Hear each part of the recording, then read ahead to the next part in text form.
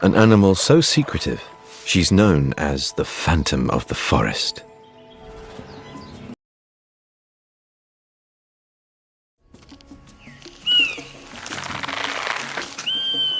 Zero to 40 miles an hour in under a second.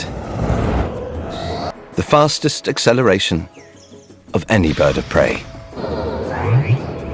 Short, rounded wings and a foot-long tail steer through dense forest with unparalleled agility.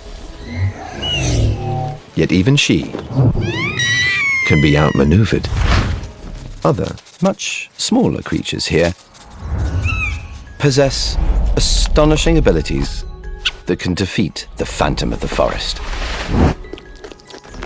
With specialized eyesight adapted to low light, the chickadee is first to spot the airborne threat and first to raise the alarm. A coded message broadcasting the hawk's position and speed. Squirrels not only recognize the chickadee's call, they've learned to mimic it almost perfectly. In seconds, the warning is retweeted from one animal to another. It relays through the forest at over 100 miles per hour. More than twice as fast as the hawk.